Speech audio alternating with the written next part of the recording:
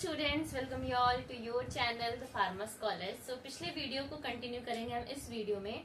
पिछले पार्ट में मैंने डिस्कस किया था लोकल एनेस्थेटिक्स का पार्ट 1, जिसमें मैंने डिस्कस किया था कि लोकल एनेस्थेटिक्स क्या होते हैं, उनका क्लासिफिकेशन क्या है, and asters and amide local anaesthetics का एक तरह से क्लासिफिकेशन एंड उनके बीच में डिफरेंस। आज के वीडियो में हम कंटिन्यू करेंगे, लोकल एनेस्थेटिक्स का मैकेनिज्म डिस्कस करेंगे एंड किस किस टेक्निक से लोकल एनेस्थेटिक्स को इंसर्ट या इंजेक्ट किया जाता है या एडमिनिस्ट्रेट किया जाता है, या methods for applying local anaesthetics हम इस वीडियो में डिस्कस करेंगे। सो वीडियो के साथ बने रहिए। ओके, अगर मैं बोलूं कि लोकल एनेस्थेटिक्स के मैकेनिज्म के बारे में, तो कई सारी बुक्स में एक लाइन में एक्सप्लेन कर दिया गया है that local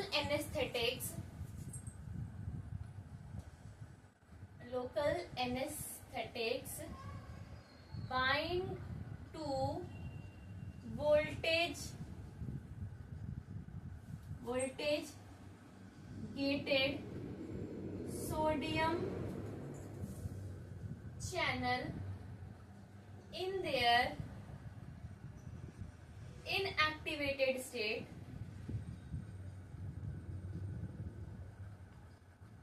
and prolong the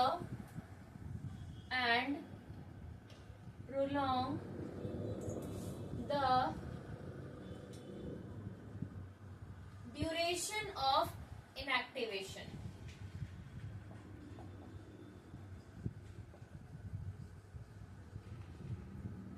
ये लाइन हर जगह आपको as a mechanism of local anaesthetics आपको एज अ मैकेनिज्म देखने को मिलेगी। ये लाइन हर जगह बुक में इस तरीके से लिखी हुई है कि भाई लोकल एनेस्थेटिक्स हमारे क्या करते हैं, वोल्टेज गेटेड सोडियम चैनल्स पे बाइंड करते हैं एंड उसमें उस इनएक्टिवेशन स्टेट को प्रोलॉन्ग कर देते हैं। लेकिन इस मैकेनिज्म को थोड़ा हम अच्छे तरीके से समझें कि ये लाइन कहना क्या चाहती है या ये मैकेनिज्म डीप में क्या है। ओके ना। सो देखिए, सबसे पहले तो समझते हैं कि वोल्टेज गेटेड सोडियम चैनल है क्या, ठीक है ना, और ये आया कहाँ से। सो इसकी जो स्टोरी शुरू होगी सबसे पहले हमारे न्यूरॉन्स से शुरू होगी, राइट ना। ये न्यूरॉन्स है मान लीजिए, ठीक है। अब ये जो न्यूरॉन्स हैं, ये न्यूरॉन्स हमारी कनेक्टेड होंगी किसी न किसी हमारे बॉडी के पार्ट से, ठीक है ना। जहां पे भी मान लीजिए मैंने बोला कि ये स्किन है, ठीक है ना। अब इस स्किन से ये न्यूरॉन क्या, इस स्किन में क्या करेगी, ये न्यूरॉन अपने सिग्नल को भेजेगी, राइट, ताकि ये जो स्किन है इसमें वो एक्शन पोटेंशियल जनरेट हो सके, ठीक है ना। यानी कि इस न्यूरॉन का जो सिग्नल है वो इस न्यूरॉन से वो इस स्किन में जाएगा एंड देन वो स्किन जो है इस सिग्नल के लिए रिएक्ट करेगी एंड उसी को हमने बोला एक्शन पोटेंशियल। यानी कि जो भी पार्ट है उसमें एक तरह की एक्टिविटी जनरेट होगी। कैसे, जब न्यूरॉन अपना सिग्नल उस पर्टिकुलर पार्ट में ट्रांसफर करेगी, ठीक है ना। तो जब वो सिग्नल उस पर्टिकुलर पार्ट में ट्रांसफर होता है तो यहाँ पे एक मैकेनिज्म होता है जिसको हम बोलते हैं इनफ्लक्स ऑफ सोडियम। यानी कि अब अगर मैं थोड़ा सा इसको जूम आउट करूं तो हमारी जो स्किन है इसमें एक तरह के चैनल्स बने हुए हैं, या हमारी बॉडी पार्ट जो है या हमारी जो सेल है उसमें एक तरह के चैनल्स बने हैं। या जितना भी ये कंडक्शन होगा सेलुलर लेवल पे, यानी कि सेल में कंडक्शन होगा, तो यहाँ पे अब जो मैं बात करूंगी वो सेल की बात करूंगी, ठीक है ना। तो अब ये मान लीजिए कि ये सेल है आपकी, जिस सेल में न्यूरॉन ने अपना सिग्नल ट्रांसफर किया, ठीक है ना। अब न्यूरॉन अपना सिग्नल किस फॉर्म में ट्रांसफर करेगी, आयंस के फॉर्म में, कि ये जो आयंस है सोडियम आयंस जब इस सेल के अंदर आएंगे, ये सेल इस सेल के अंदर आएंगे तो ये सेल में एक्शन पोटेंशियल जनरेट होगा, ठीक है ना। एंड देन ये सेल जो है अपनी एक्टिविटी में आएगी। तो एक्शन पोटेंशियल जनरेट करने के लिए सोडियम का अंदर आना बहुत जरूरी है। और ये सोडियम कहाँ से आया, ये बाहर से, सेल के बाहर से सोडियम था एंड यही सोडियम सेल के अंदर आया for the generation of action potential. अब यहाँ पे इस सोडियम को लेके कौन आएगा, इस सोडियम को बाहर से सेल के अंदर कौन लेकर के आएगा। तो अब यहाँ पे आते हैं एक तरह के चैनल्स जिनको हम बोलते हैं।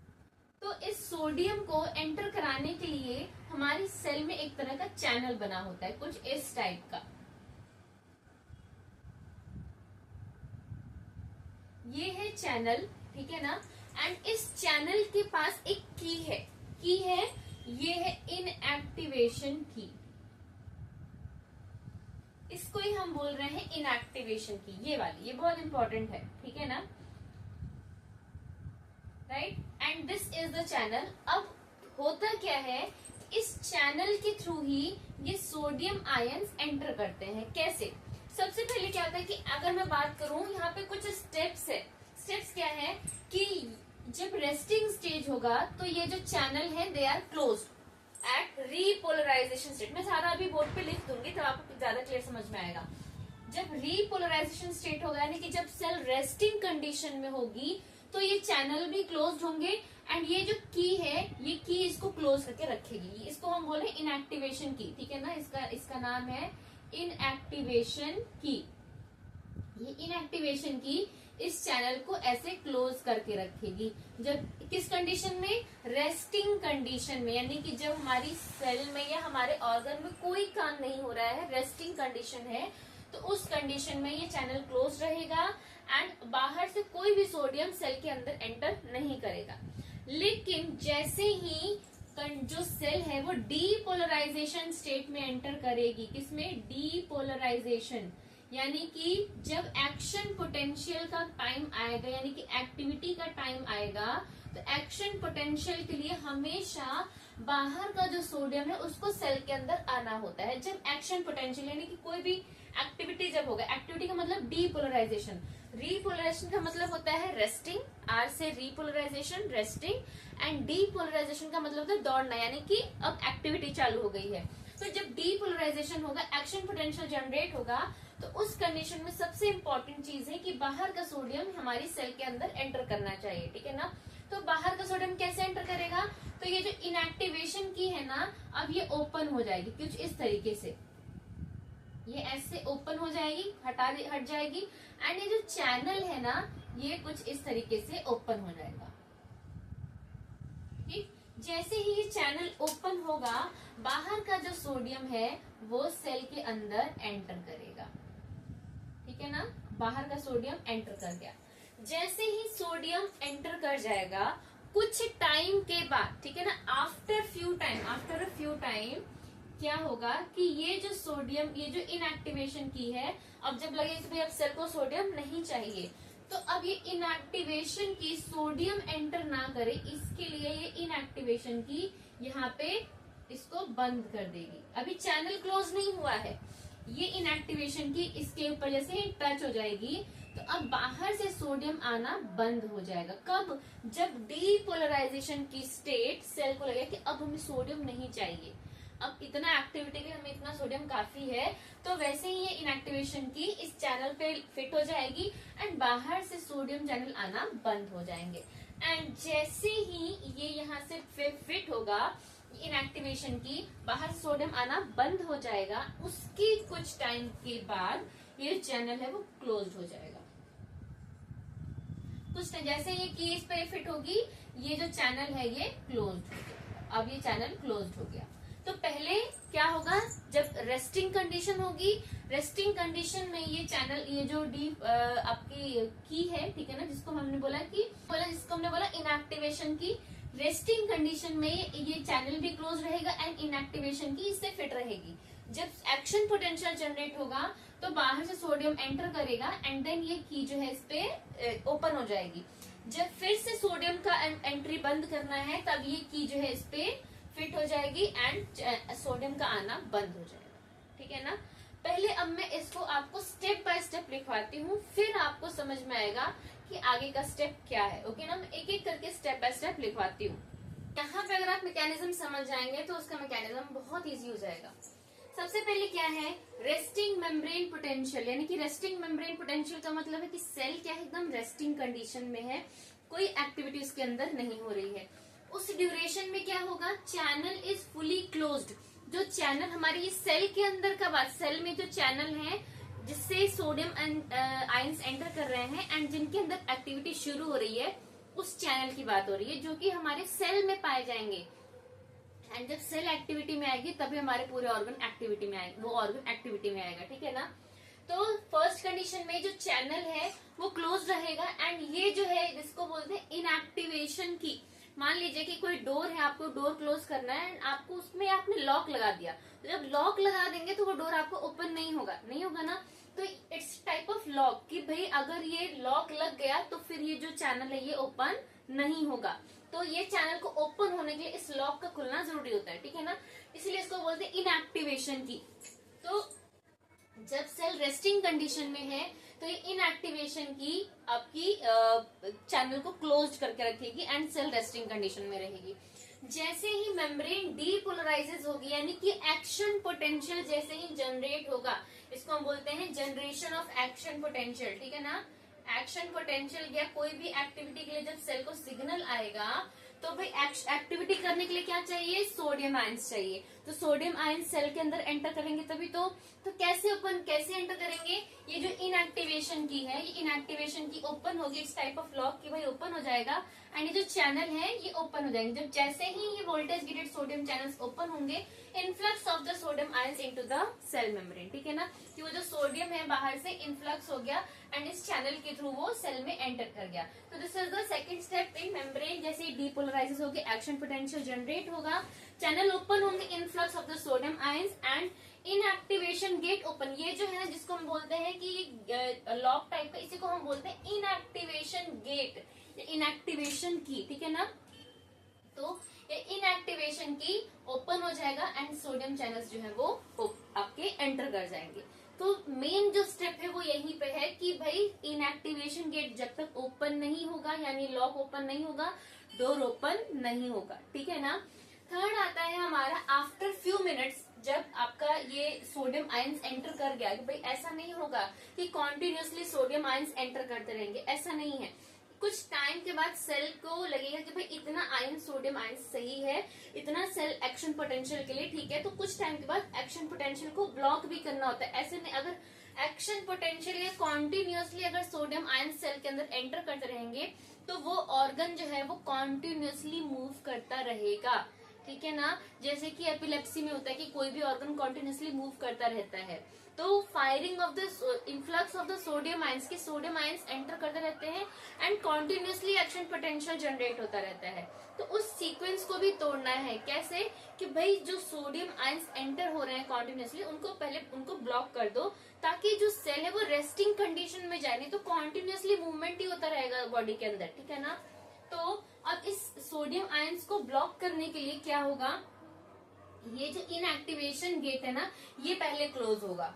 जैसे ही इनएक्टिवेशन गेट थर्ड नंबर पे क्लोज होगा, तब जाकर के जो हमारे चैनल्स हैं फोर्थ स्टेज पे उनको सिग्नल मिलेगा कि भाई अब हमें सोडियम चैनल्स नहीं चाहिए। तो फोर्थ कंडीशन में ये चैनल्स जो है वो क्लोज हो जाएंगे एंड सोडियम का आना एंटर हो जाएगा, ठीक है ना। सो ये बहुत बेसिक है, अगर आपको थोड़ा सा भी समझ में आएगा तो जो बात की जा रही है ना वोल्टेज गेटेड सोडियम चैनल, यही है ये वोल्टेज गेटेड सोडियम चैनल। ये सोडियम एंटर करता है इसलिए सोडियम चैनल बोलते हैं एंड इस चैनल को हम बोलते हैं वोल्टेज गेटेड सोडियम चैनल, ठीक है ना। तो ये तो नॉर्मल मैकेनिज्म था। अब अगर मैं बोलूं कि लोकल एनेस्थेटिक्स का मैकेनिज्म क्या है, तो अगर आपने डेफिनेशन देखी होगी जो मैंने शुरू में लिखवाई थी, local anaesthetics bind to voltage gated sodium channels and prolong the inactivation state, ठीक है ना। अब उस डेफिनेशन को मैं दोबारा से लिखती हूँ, अब आपको वो डेफिनेशन बहुत अच्छे से समझ में आएगी।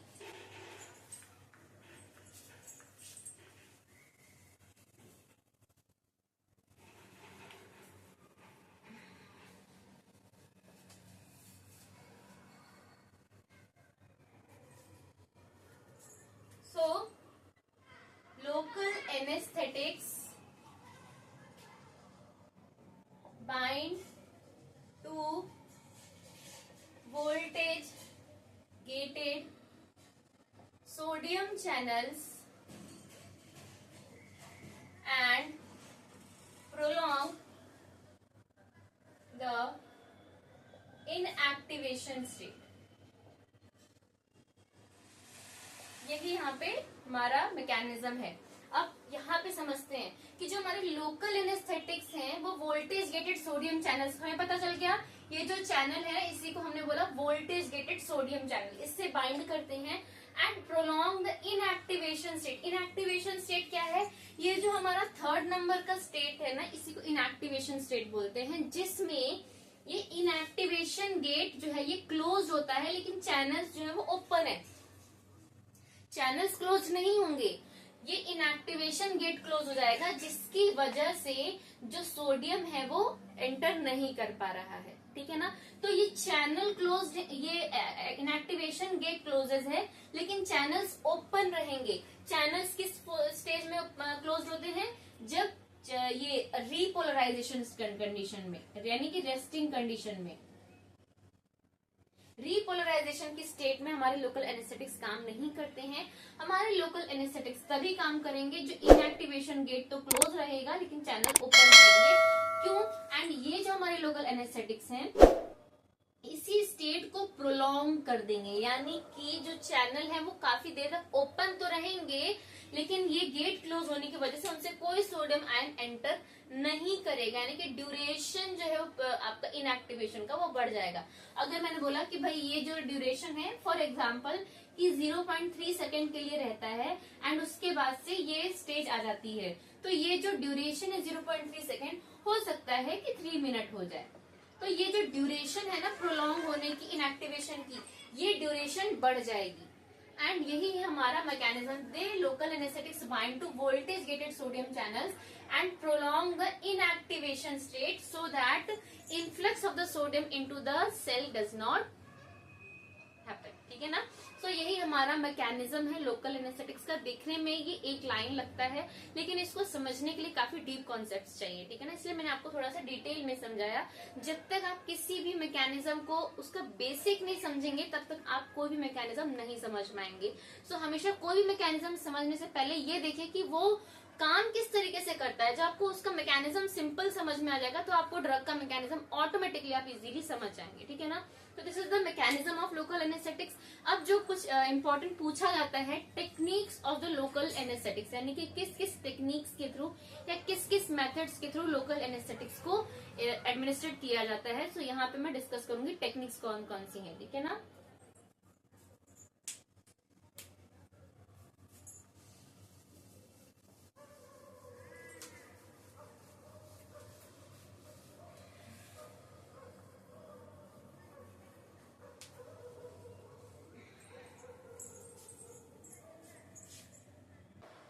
टेक्निक की बात करें तो टेक्निक हमारे पास कुछ बेसिक टेक्निक्स है लोकल एनेस्थेटिक्स की, जिसमें क्या आते हैं हमारे सरफेस एनेस्थेटिक्स, इनफिल्ट्रेशन एनेस्थीसिया, इसके अलावा और भी है nerve block anaesthesia, epidural anaesthesia, ठीक है ना।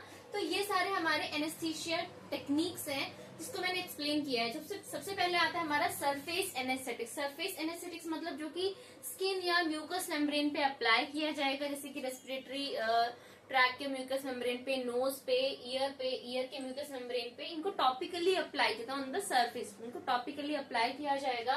एंड इनमें जो कॉम्बिनेशंस आते हैं एनेस्थाइज करने के लिए या जो ड्रग्स हमारी कॉम्बिनेशन में दी जाएंगी, टेट्राकेन, लिग्नोकेन एंड बेंजोकेन, या फिर इनको अलग से भी दिया जाएगा। मतलब आप बोल सकते हैं कि परसेंटेज कितना रहेगा एनेस्थीसिया का, ये मेंशन होता है। जैसे टेट्राकेन जो है 2% देंगे, लिग्नोकेन 2% देंगे, बेंजोकेन जो है 1 से 2% देंगे अगर हमें टॉपिकल एनेस्थीसिया देना है। तो आपने ज्यादातर देखा होगा कि जो लिग्नोकेन वगैरह के जो कॉम्बिनेशन आते हैं उनमें 1% होता है लिग्नोकेन, ठीक है ना। सो सरफेस एनेस्थेटिक्स में लिग्नोकेन, बेंजोकेन वगैरह 1 to 2% रहेगा। नेक्स्ट आता है हमारा इनफिल्ट्रेशन एनेस्थीसिया। इनफिल्ट्रेशन एनेस्थीसिया ये हमारे टिश्यूज में इंजेक्ट किए जाते हैं जिनका ऑपरेशन करना है, जो कि आप बोल सकते हैं कि टिश्यूज होते हैं, ठीक है, उनमें इंजेक्ट किया जाएगा। एंड सबसे इम्पोर्टेंट चीज की जो हमारे इनफिल्ट्रेशन एनेस्थीसिया होता है वो लार्ज डोज चाहिए होता है एक स्मॉल एरिया के लिए भी एनेस्थाइज करने के लिए। तो ये इसका एक डिसएडवांटेज भी है। अगर इनफिल्ट्रेशन एनेस्थीसिया में बात करें तो कौन कौन से हमारे लोकल एनेस्थेटिक्स आते हैं, लिग्नोकेन, प्रोकेन एंड बपिवेकेन। सो इनका परसेंटेज क्या है, लिग्नोकेन आता है हमारा 1% में, प्रोकेन आता है हमारा 0.5 to 1% में एंड बपिवेकेन आता है हमारा 0.1 to 0.2% में। सो मैंने क्या इसका डिसएडवांटेज मैंने आपको क्या बताया कि it require large amount of drug to anaesthetise small area of intact skin, ठीक है ना। नेक्स्ट आता है हमारा नर्व ब्लॉक एनेस्थीसिया। फिर आता है हमारा nerve block anaesthesia. Nerve block anaesthesia में जो पेरीफेरल नर्व्स होती हैं, जो लॉन्ग नर्व्स होती है ना, या जो लार्जर नर्व्स होती हैं, उन नर्व्स के पास ही एनेस्थीसिया दिया जाता है, यानी कि वहां के नर्व के कंडक्शन को ब्लॉक करने के लिए नर्व में एनेस्थीसिया नहीं दिया जाता है। नर्व के पास में peripheral two nerves anaesthesia inject किया जाएगा ताकि उस पर्टिकुलर पार्ट की न्यूरॉन का कंडक्शन ब्लॉक किया जा सके। नर्व में कभी भी इंजेक्शन नहीं देते हैं, ठीक है ना। So inject very close to peripheral nerve, जो भी जिस भी नर्व का कंडक्शन ब्लॉक करना है तो उसके पास में एनेस्थीसिया ये दिया जाएगा ताकि उस पर्टिकुलर नर्व का कंडक्शन जो है वो ब्लॉक हो सके, ठीक है ना। इसमें हमारी जैसे कि अगर किसी का नेक का सर्जरी है, ये नेक का सर्जरी है, तो यहाँ पे आती है हमारी एक नर्व जिसका नाम है सर्वाइकल प्लेक्सस नाम की। उस सर्वाइकल प्लेक्सस में के पास में ही इंजेक्शन दिया जाएगा ताकि वो पर्टिकुलर एरिया में सर्जरी की जा सके।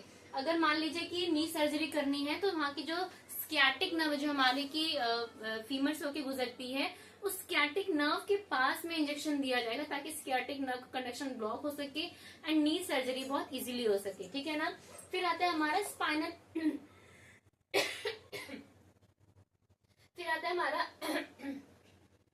Spinal anaesthesia. स्पाइनल एनेस्थीसिया हमारा सब एरेक्यूनॉइड स्पेस में दिया जाता है। स्पाइनल कॉर्ड में सब एरेक्यूनॉइड स्पेस होता है एंड ये दिया जाता है between L2 and L3। L2 and L3 क्या है, लंबर 2 एंड लंबर 3, हमारी 5 लंबर्स होते हैं, L1, L2 and L3 and L4।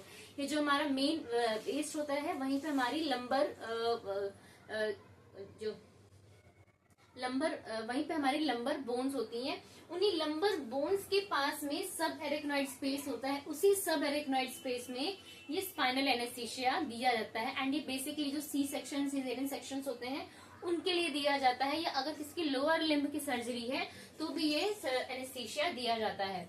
फिर लास्ट आता है हमारा एपिड्यूरल एनेस्थीसिया। एपिड्यूरल एनेस्थीसिया भी हमारा स्पाइनल कॉर्ड में ही दिया जाता है, लेकिन एपिड्यूरल स्पेस में दिया जाता है। सब एरेक्नॉइड स्पेस अलग होता है एंड एपिड्यूरल स्पेस अलग होता है। अगर आपको नहीं पता तो मैं आप लोगों को एक इमेज यहाँ पे शो कर देती हूँ। उस इमेज में एपिड्यूरल स्पेस एंड सब एरेक्नॉइड स्पेस दोनों आपको समझ में आ जाएगा। एपिड्यूरल स्पेस एंड इसमें स्पाइनल कॉर्ड में वहां पे दिया जाएगा। एंड एपिड्यूरल एनेस्थीसिया में क्या होता है कि जैसे कि it requires large amount of drug for the anaesthetised particular place, ठीक है ना। तो इसमें भी लार्ज अमाउंट ऑफ ड्रग चाहिए होता है। इसमें बपिवेकेन देते हैं एंड लिग्नोकेन देते हैं। एपिड्यूरल एनेस्थीसिया में भी lignocaine and bupivacaine is used and injected into the epidural space of spinal cord, okay ना। So these are the some few techniques of the local anesthetics। तो हमने local anesthetics का में क्या क्या टॉपिक कवर किया, उसका क्लासिफिकेशन, उसका इंट्रोडक्शन, उसका क्लासिफिकेशन, उसका मैकेनिज्म, एस्टर एंड अमाइड के बीच में difference and techniques of local anaesthetics, method of administration. इसके अलावा नेक्स्ट टॉपिक मैं आप लोगों को पढ़ाने वाली हूँ drugs which are used in pregnancy and एक वीडियो बनाऊंगी drugs which are contraindicated in the pregnancy, क्योंकि ये दो टॉपिक पे एमसीक्यू बेस्ड भी क्वेश्चंस आते हैं। सो ये दोनों टॉपिक का जो वीडियो है वो अलग अलग बनेगा, वो हम नेक्स्ट वीडियो में डिस्कस करेंगे। So thank you so much for the watching and please channel को सब्सक्राइब करिए। Thank you.